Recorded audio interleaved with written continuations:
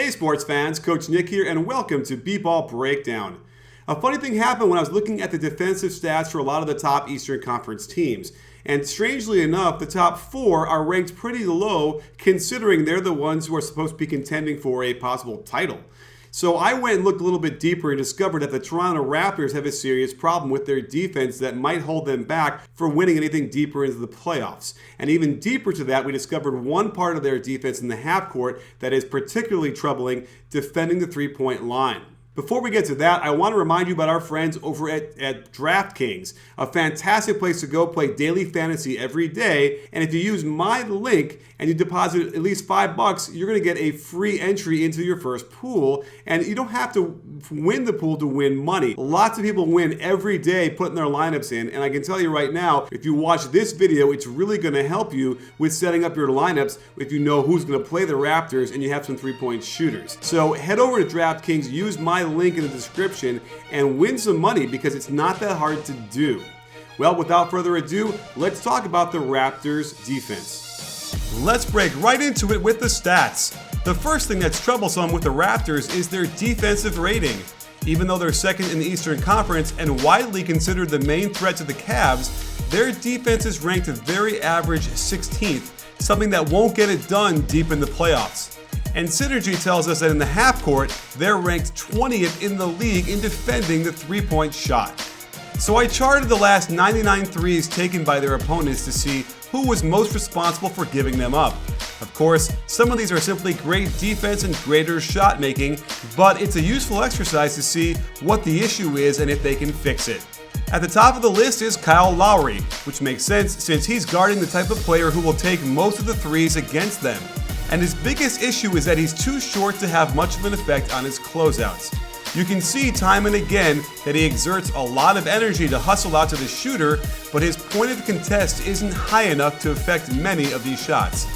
And there's simply nothing he can do about these types of plays going forward unless he grows 4 inches or his arms get much longer. He also gets hung up on the screens, spinning his wheels, desperate to get around the big guys to close out, and this is something he can improve upon with better footwork and court vision. If his teammates would talk more, that might also help him recognize the screen and react a split second sooner, but again, his short stature hurts him when he finally does get around the screen.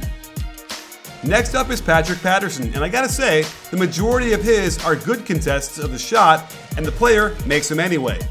And I have to imagine if he maintains this level of intensity to close out with high hands to challenge in the air, these shots will start missing more often. One thing is that the Raptors do a lot of hedging on pick and rolls, leaving them susceptible to pick and pops by sweet shooting power forwards. So keep your eye on teams that can do this well.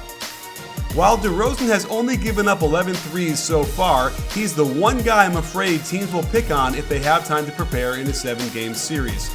The trend appears to be when he has to bump down on the roll man and then get back out to his man to contest the shot. On this possession, he turns the wrong way and then closes out on the wrong side of the shooter.